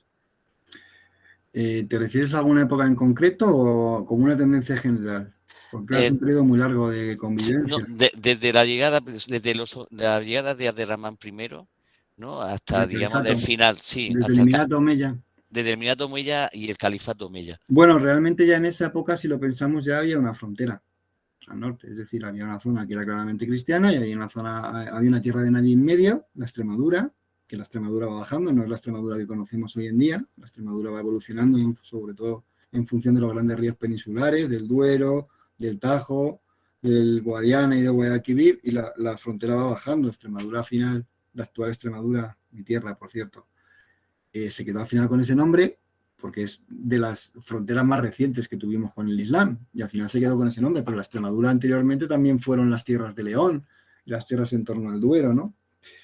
Entonces existía esa frontera y lógicamente, pues bueno, más que por crisis económica era por buscar riqueza y por someter a los reinos del norte, cuando los musulmanes eran más poderosos y luego son los propios cristianos los que bajan al sur. También se les impone, ten en cuenta que en esas campañas lo que hay también es un afán para imponer no solo la racia, sino para imponer tributo a esos reinos. Al principio son los musulmanes los que imponen tributos a los reinos cristianos, que muchas veces son pobres y tenemos noticia de que esos tributos son en forma de personas, ¿no? Viene a través de cantares y de forma un poquito mítica, ¿no? Pero sabemos que incluso que eran en esclavos, en chicos jóvenes y chicas jóvenes, ¿no? Y otras veces no, otras veces es a través del saqueo. Pero que es normal, ¿no? Cuando hay una zona de una religión en un sitio, otra zona de otra religión en otro sitio, y en medio una tierra de nadie, pues al final hay saqueos, del más fuerte al más débil y viceversa. Más que por las diferencias religiosas y por problemas de riqueza. Muchísimas gracias, Federico. Yo creo que hemos cumplido todos los objetivos. Seguro que pues quedan en el tintero, digamos, más preguntas, porque seguro que, digamos, tenemos respuestas en ti, porque siempre encontramos respuestas, digamos, que nos aportan muchísima información y mucho conocimiento. Y yo creo que tenemos que premiar tu esfuerzo, tenemos que premiar precisamente tu gran conocimiento, tu trabajo esta noche, porque nos has ilustrado muchísimo sobre una cultura y una religión muy importante y que sigue siendo fundamental también en la historia de la humanidad y que influye en la actualidad. Y yo creo que no te hemos dicho esa sorpresa, tenemos una sorpresa, no te la hemos contado Miguel y yo, pero es un aplauso precisamente a tu esfuerzo. Habla en el micro precisamente y hagamos ese reconocimiento a Federico. Muchas gracias. Muchísimas gracias. Os lo agradezco de corazón. Yo me gustaría agradeceros simplemente vuestra paciencia por haber estado ahí tantas horas escuchando y hablando de esto. Espero que haya aportado, porque he tenido que dar una visión muy general, ¿no? Para poder hablar de algo tan complejo y tan extenso y en tan poco tiempo, pero espero haber aportado un poquito más de conocimiento a lo que ya seguramente sabíais. Y bueno, pues ya estaremos, no lo veremos nuevamente si Miguel Ángel y Alfonso siguen siendo tan inconscientes como para invitarme otra vez a hablar de historia. Será un placer, de verdad. Muchísimas gracias.